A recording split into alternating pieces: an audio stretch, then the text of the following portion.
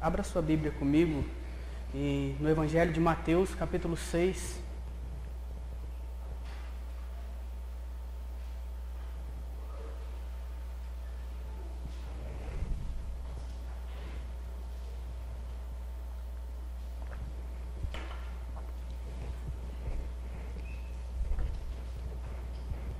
Evangelho de Mateus, capítulo 6, a partir do versículo 5.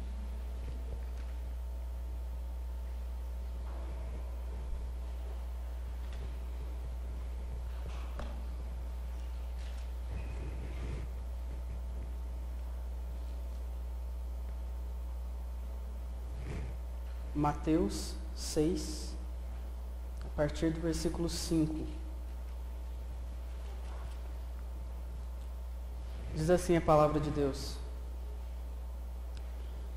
E quando orardes, não sereis como os hipócritas, porque gostam de orar em pé nas sinagogas e nos cantos das praças, para serem vistos dos homens. Em verdade vos digo que eles já receberam a recompensa.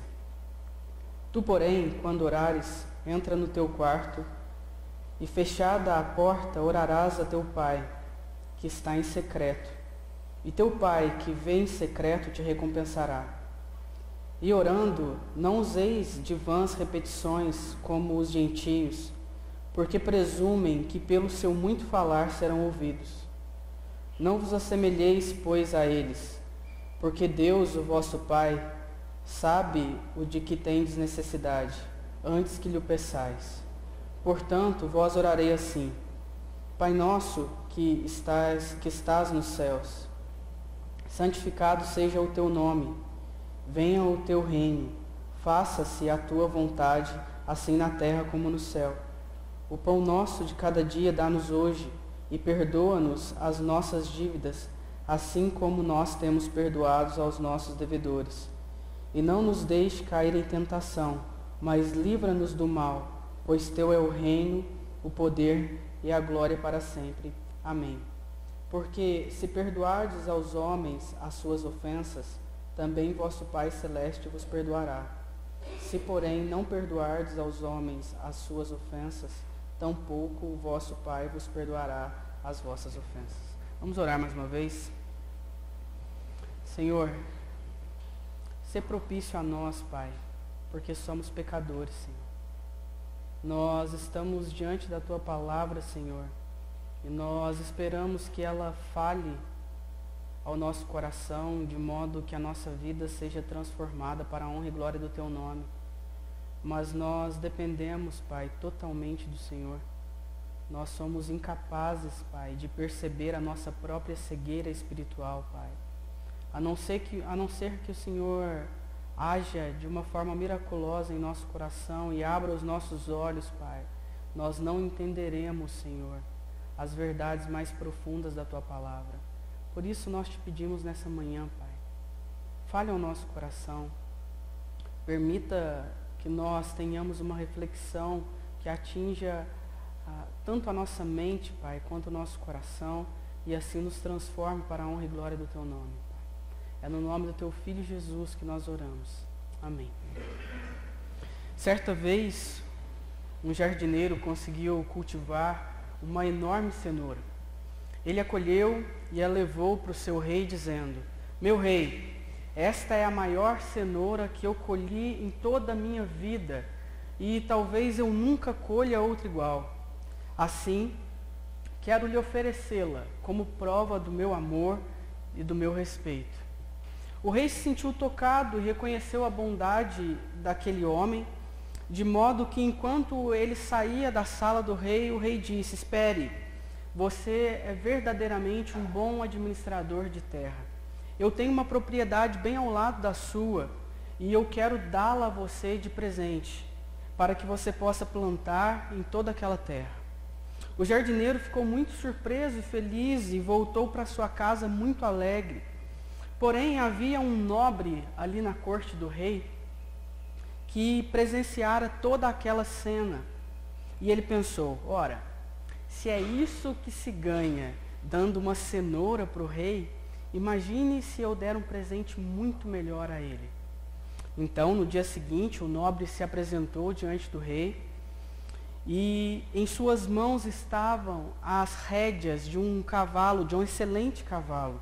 Ele se curvou diante do rei e disse: meu senhor, eu crio cavalos e este é o melhor cavalo que eu já criei em toda a minha vida e talvez eu nunca crie outro cavalo igual. Como prova do meu amor, do meu respeito pelo Senhor, eu quero dá-lo a você de presente. O rei, porém, enxergando o coração daquele homem, agradeceu, aceitou o cavalo e dispensou aquele homem. O nobre então ficou perplexo com aquela situação. E posteriormente o rei então explicou a ele o que ele havia feito. O jardineiro estava dando a cenoura para mim, mas você está dando o cavalo para si mesmo. Por incrível que pareça, é possível que nós tenhamos a mesma atitude desse nobre quando oramos. Digo isso porque Jesus advertiu os seus discípulos justamente sobre o perigo de quando orarmos, nós fazermos isso não para Deus, mas para nós mesmos. Era exatamente esse o caso dos religiosos da época de Jesus. Os atos de piedade deles, que basicamente consistiam em 3 atitudes: dar esmolas, orar e jejuar, eram praticados com o objetivo último, não de glorificar a Deus, mas de glorificarem a si mesmos, sendo reconhecido pelos homens que estavam à sua volta. Veja a advertência que Jesus dá então aos seus discípulos no início do capítulo 6. Acompanhe comigo o primeiro versículo do capítulo 6. Jesus diz: guardai-vos de exercer a vossa justiça diante dos homens, com o fim de serdes vistos por eles. Doutra sorte, não tereis galardão junto de vosso Pai Celeste. Era exatamente esse o erro dos religiosos. Eles se mostravam piedosos diante dos homens, dando esmolas, orando, jejuando, mas essas práticas não eram acompanhadas de uma verdadeira devoção a Deus, e sim de autoadoração e autoadulação. E o que isso mostra para nós? Isso mostra que o pecado corrompeu de tal forma toda a humanidade, de modo que muitas vezes o pecado nos acompanha até a presença de Deus. Práticas que deveriam ser meios de nos aproximar de Deus, como o jejum, como a oração, como a caridade, elas se tornam meios de nos afastar do próprio Deus. Por vezes, nossos atos mais piedosos estão fundamentados não em Deus, mas em nós mesmos. Então, nossa reflexão nessa manhã é justamente sobre como evitar esse perigo. A pergunta que vai nortear toda a nossa mensagem aqui nessa manhã é a seguinte: como eu devo orar de modo que eu ore para Deus e não para mim mesmo? Bom, Jesus responde de 2 formas. Nós veremos que, em primeiro lugar, nós devemos reconhecer a glória de Deus com as nossas ações. Em segundo lugar, nós devemos reconhecer a glória de Deus com as nossas palavras. Então, o primeiro ponto: como nós podemos reconhecer a glória de Deus com as nossas ações? Acompanhe comigo o versículo 5 e 6 do nosso texto, do capítulo 6. Jesus diz assim: e quando orardes, não sereis como os hipócritas, porque gostam de orar em pé nas sinagogas e nos cantos das praças, para serem vistos dos homens. Em verdade vos digo que eles já receberam a recompensa. Tu, porém, quando orares, entra no teu quarto, e fechada a porta, orarás ao teu Pai que está em secreto, e teu Pai que vem em secreto te recompensará. Alguns pontos importantes para a gente refletir aqui sobre esses 2 versículos. Em primeiro lugar, Jesus chama os religiosos de sua época de hipócritas. Como nós vimos semana passada na exposição do seminarista Marcos Rogério, esse termo era um termo comumente usado no teatro grego. Por quê? Porque só havia atores no teatro grego. E quando precisava, então, de uma representação feminina, esses atores colocavam máscaras representando, então, as mulheres. Então, qual que é a ideia? O significado do termo hipócrita é alguém que se esconde, alguém que disfarça a realidade atrás de uma máscara de aparência. Era exatamente esse o caso dos religiosos da época de Jesus, quando eles oravam. A preocupação principal deles não era se colocarem diante de Deus em oração, buscando intimidade com o Pai, mas serem vistos pelos homens que estavam ali à sua volta. O desejo deles era ser tidos como homens piedosos diante do povo. Eles eram falsificadores, eles eram enganadores, pois eles demonstravam uma piedade que não era condizente com a realidade dos seus corações. Veja, o que menos importava aqui era Deus, e o que mais importavam era eles mesmos. A oração era só um meio pelo qual eles seriam vistos diante dos homens. Em segundo lugar, o que Jesus está condenando aqui, de modo nenhum, é o fato dos religiosos orarem. Veja, não é esse o ponto aqui. Tanto a oração pública quanto a oração individual oferecida em um lugar público, como foi o nosso caso aqui hoje pela manhã, não são condenadas por Jesus.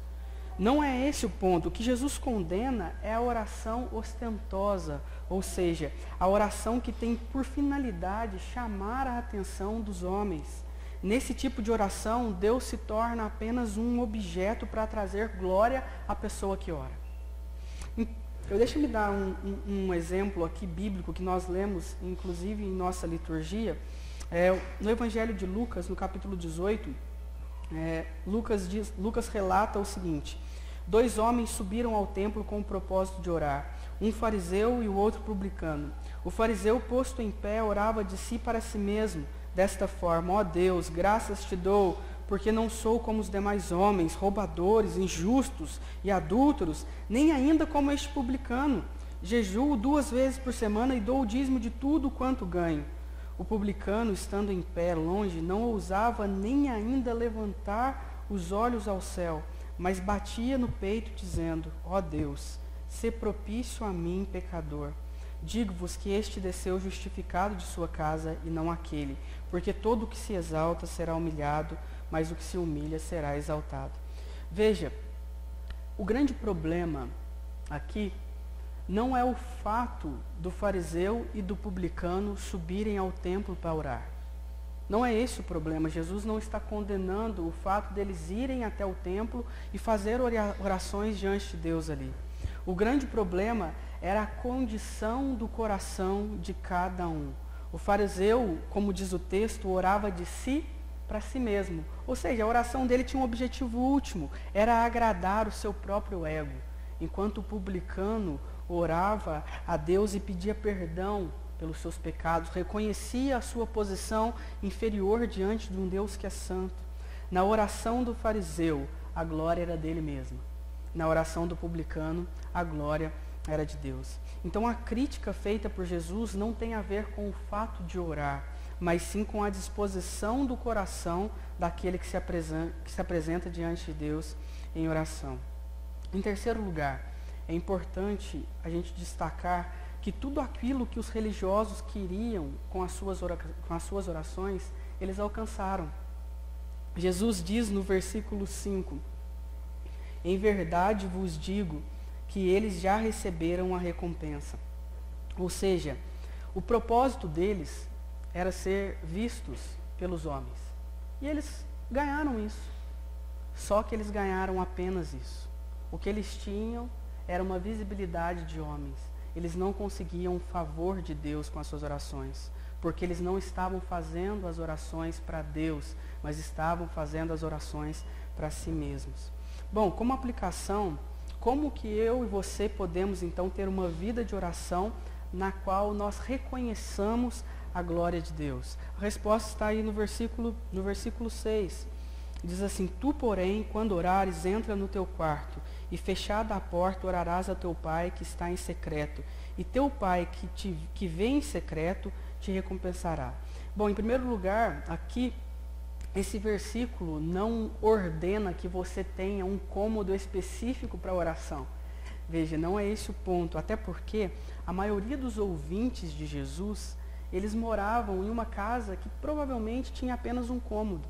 Então, se eu preciso de um cômodo específico para oração, eu não iria conseguir orar, já que a minha casa tem apenas um cômodo. Então, não é esse o ponto. A ideia de Jesus é a seguinte: quando ele diz, entre em seu quarto e feche a porta e ore. Em momentos de oração, você deve ser o mais discreto possível. Não se vanglorie da sua piedade. Não queira demonstrar aos homens a sua piedade. Pelo contrário, coloque-se diante de Deus, apenas diante de Deus, fale apenas com Deus, se dirija a Ele, preocupe-se com Deus e não consigo mesmo. Então, a atitude que se deve ter é uma atitude de mente, uma atitude de coração, não é apenas exterior, não é uma atitude apenas comportamental, mas é uma atitude de mente, uma atitude de coração. Nós devemos orar reconhecendo que a finalidade da nossa oração é glorificar a Deus e não a nós mesmos. Enquanto nós desfrutamos de uma comunhão com Ele, nós não devemos usar Deus como um meio de termos reconhecimento diante dos homens. Nós não devemos procurar ser piedosos, parecer piedosos para pessoas. Por vezes nós gostamos de nos sentir merecedores, ou de nos colocar como bons, ou de nos mostrar como pessoas santas que possuem méritos diante de Deus. Não faça isso. O que Jesus ensina para nós é o seguinte: seja humilde, coloque-se diante de Deus em oração com humildade. Não se vanglorie dos seus méritos, da sua própria força, até porque isso é um engano, você não a tem. Você não tem mérito suficiente nem para chegar diante da presença de Deus. O mérito pelo qual você se achega diante de Deus em oração é o mérito que não é seu, é o mérito de Jesus Cristo. Em terceiro lugar, pessoas que buscam a glória de Deus em oração recebem a recompensa do próprio Deus. O escritor aos Hebreus diz, como nós lemos na semana passada, que Deus se torna galardoador daqueles que o buscam. Eu e você precisamos então refletir sobre essa questão. Qual tem sido a finalidade da nossa oração? O que me motiva a orar? A glória de Deus e a confiança que eu tenho que o nosso Deus, nosso Pai, é um Deus que abençoa aqueles que dependem dele em oração? Ou a nossa própria glória, ou a nossa própria visibilidade, ou a autoadoração, ou a autoadulação? Então, lembre-se da pergunta inicial que a gente colocou aqui: como eu devo orar? De modo que eu ore para Deus e não para mim mesmo. Então, em primeiro lugar, quando nós reconhecemos a glória de Deus com nossas ações, com a nossa postura, com o nosso coração, nós estamos orando para Deus e não para nós mesmos. Em segundo lugar, agora nós veremos que nós precisamos também reconhecer a glória de Deus com as nossas palavras. É o que o versículo 7 e 8 diz. Ele diz assim: e orando, não useis de vãs repetições como os gentios, porque presumem que pelo seu muito falar serão ouvidos.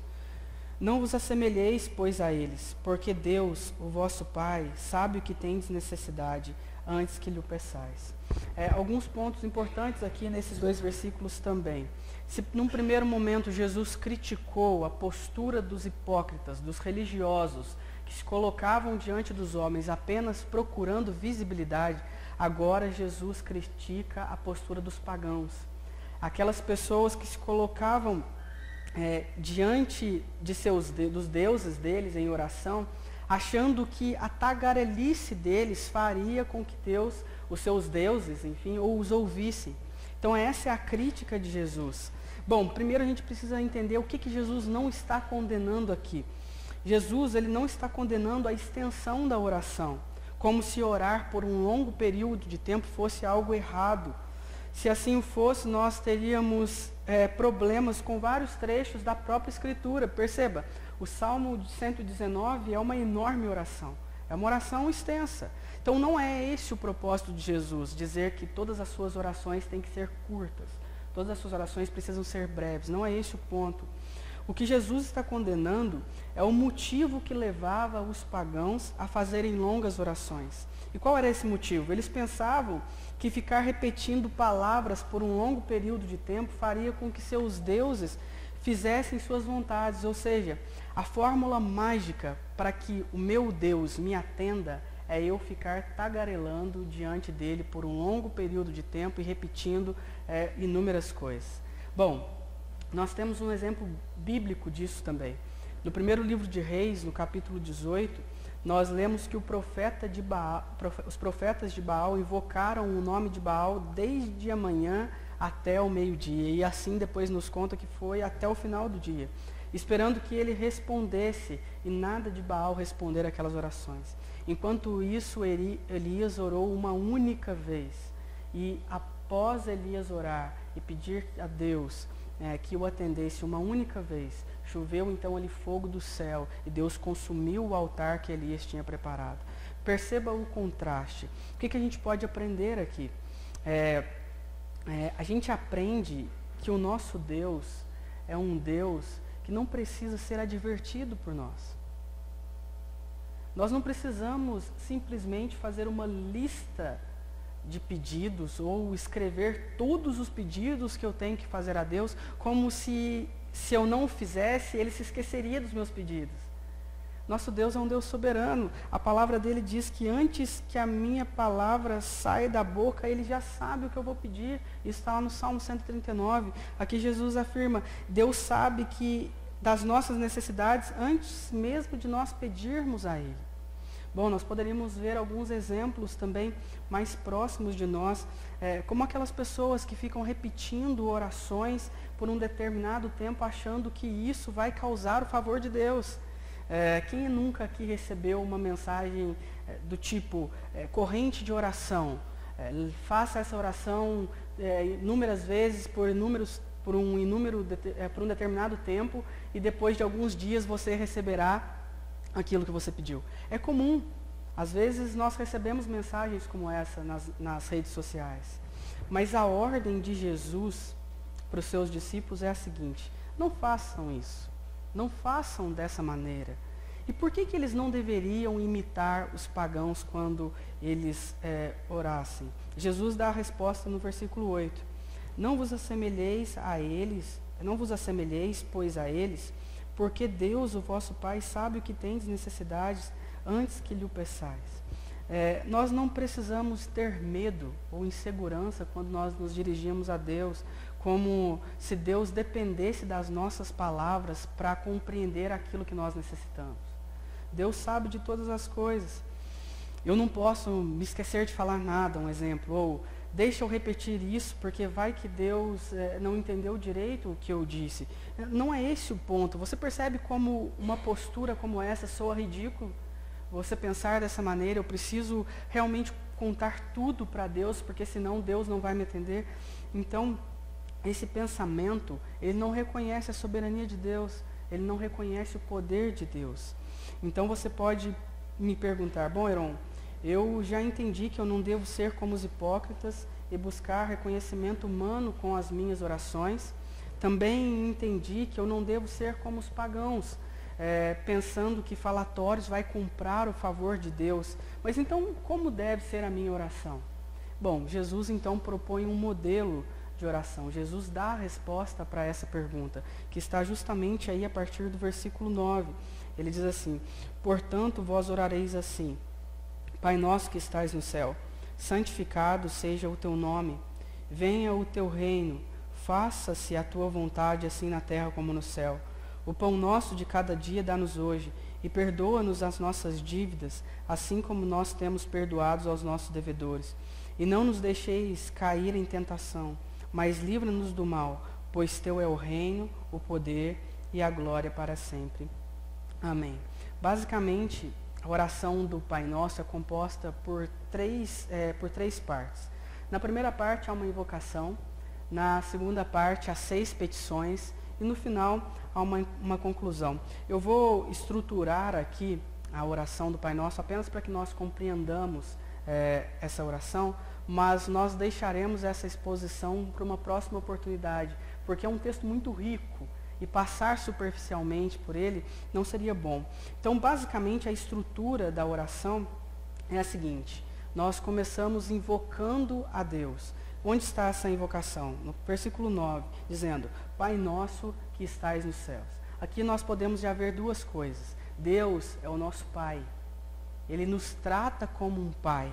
Só que ele não é um pai qualquer. Ele não é como um pai terreno. Ele é um pai que está nos céus. Ou seja, isso está qualificando a paternidade de Deus. Deus é um pai superior. Deus é um pai perfeito. Essa é a primeira invocação. A partir disso, vem as petições.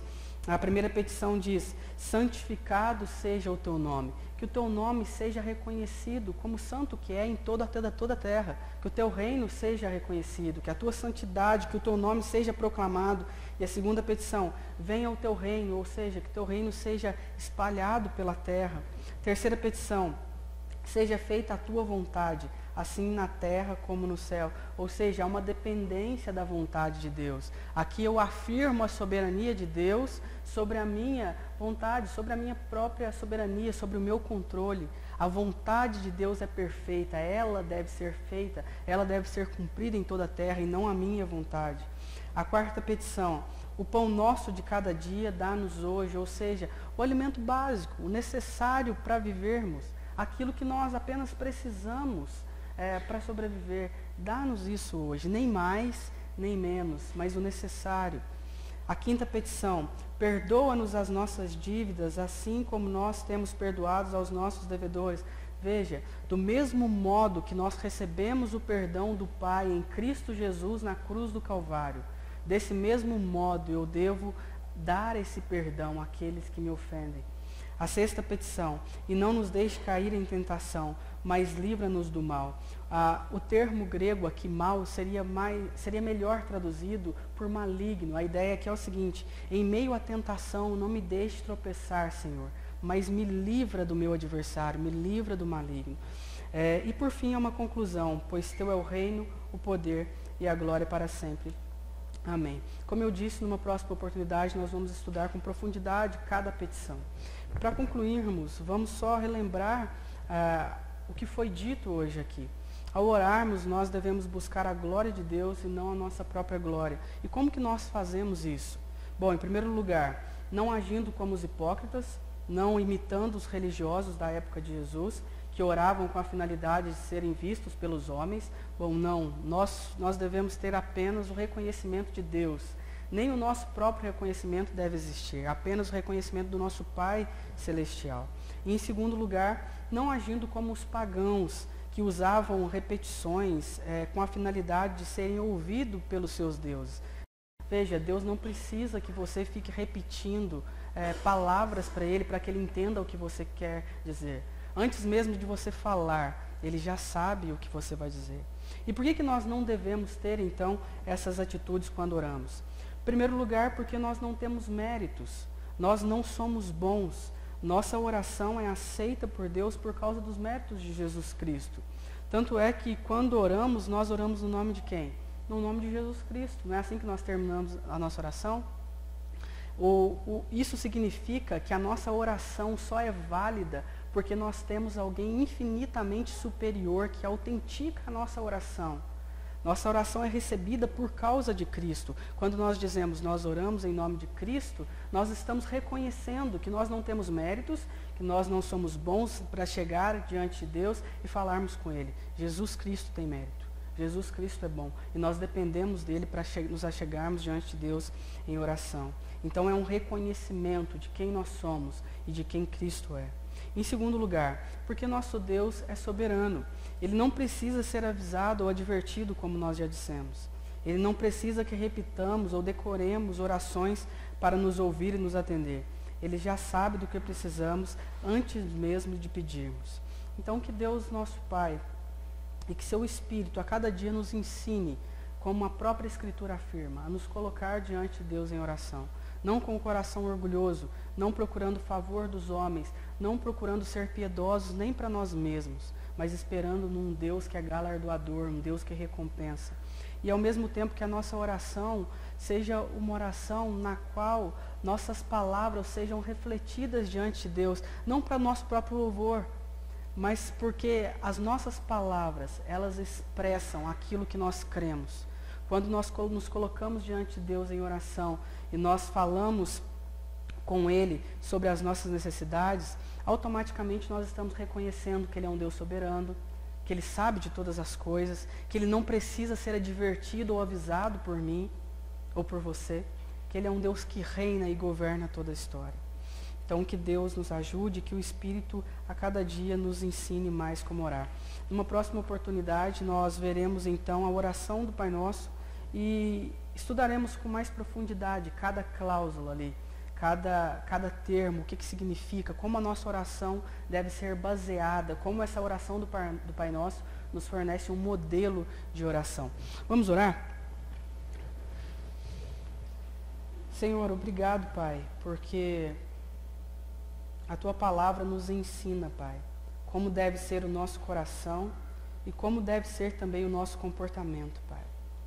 O Senhor não espera que nós oremos apenas do modo correto, Pai, mas o Senhor espera que oremos do modo correto e com as palavras corretas, Pai. Sim, Senhor, por vezes nós não fazemos isso. Por vezes nossa oração é baseada em nossos próprios méritos. Por vezes nós ficamos orgulhosos, Pai, daquilo que falamos. Por vezes nós não reconhecemos a Sua soberania em nossas orações, Pai. Mas, Pai, sê propício a nós, porque nós somos pecadores, Pai. Nós precisamos de Ti, Pai, até para adorar ao Senhor, até para nos achegarmos à Tua presença, Senhor. Sem o Senhor, nada disso é possível, Pai. O pecado nos corrompeu de tal forma, Senhor, que até os nossos melhores atos, Pai, são corrompidos pelo nosso orgulho, pela nossa justiça, por aquilo que nós achamos ser os nossos próprios méritos, Pai. Ensina-nos, Pai, a orar como convém. Ensina-nos a adorar ao Senhor com o coração sincero e de uma forma correta, Pai. Esse é o nosso desejo, Pai. Nós fazemos essa oração, Pai, no nome de Jesus, pedindo que o Senhor nos dê uma boa semana, uma semana na qual nós glorifiquemos ao Teu nome, Pai. Uma semana em que os nossos corações estejam voltados para Ti glorificar, para Te exaltar, para Te adorar, Pai. Livra-nos, Senhor, de nós mesmos, Pai. Nós dependemos totalmente de Ti. É no nome do Teu Filho perfeito, o nosso Redentor, o nosso Salvador, aquele que tem todo o mérito diante do Senhor, que nós oramos, Pai, e Te pedimos. Amém.